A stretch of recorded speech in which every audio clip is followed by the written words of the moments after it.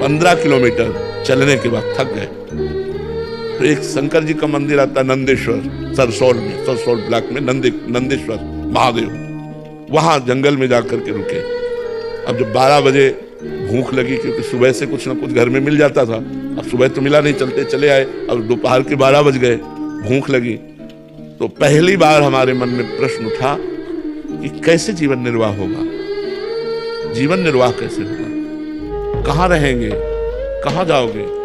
तुरंत हमका, ये तो हमको परास्त कर देगा प्रश्न, तुरंत हमका भगवान जैसे रखेंगे, हम भूखों मर जाएंगे लेकिन घर नहीं जाएंगे, हर कष्ट सहेंगे। इतने में एक आदमी आ गया, हमारे विश्वास को भगवान ने तुरंत पुष्ट किया।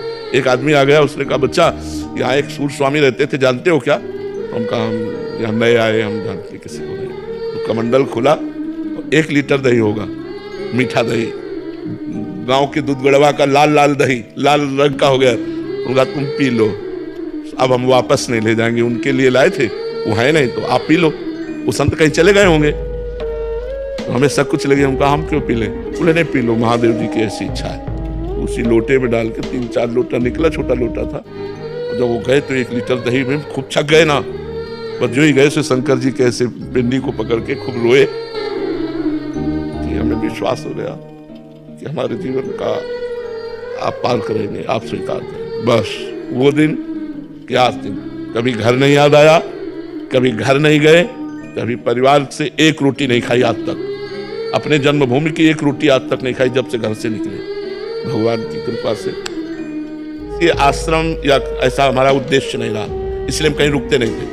1 दिन रुके, 2 दिन रुके, 4 दिन रुके, कोई विरक्त स्थान और भजनानंदी संत तो फिर साल 2 साल रुक जाते, जैसे सेनपुर में रुके, निम्बुआ घाट में रुके, ऐसे ऐसे स्थानों में रुके, घटिया घाट में रुके। नहीं तो ऋषिकेश से लेकर बनारस तक यही हमारा रोड था, बस यही घूमना गंगा के किनारे, और जो प्रारब्ध वशात मिल जाए वही खा लेना, किसी से कुछ कहना नहीं, मांगना नहीं, कभी स्वेटर नहीं पहना, कभी शाल नहीं ओढ़ा, कभी कंबल नहीं ओढ़ा।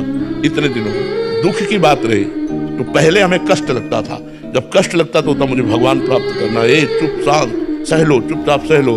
हम 2 श्लोक गीता जी के ये बहुत हमें काम दिए। पहला माता स्पर्शास्तु कौन्तेय शीतोष्ण सुख दुखदा आगमा पाइनो अनित्यास्तास्तिक्षस्व भारत, और दूसरा यम ही न व्यथ्यन्ते ते पुरुषम पुरुषस्सव सम दुखा सुखाधीरम स्वमृतत्वाय कल्पते। जहां हमारा मन हमको विचित करता, सो इन श्लोक को, इनका अर्थ विचार करने लगते। भगवान ने कहा ए चुप शांत सह सह सह सहते सहते सहते सहते भगवान ने श्री धाम वृंदावन का वास देकर अब यहाँ पूर्णता कर दी। अब हमें कुछ नहीं चाहिए, अब हमारे अंदर की शारीरिक मांग नहीं रह गई कि अब हमको ये सुख सुविधा मिले या कुछ, बस एक ही बात रह गई कि मैं प्रभु को कहीं भूल न जाऊं। एक डर बना रहता है, मैं कहीं इस बाजार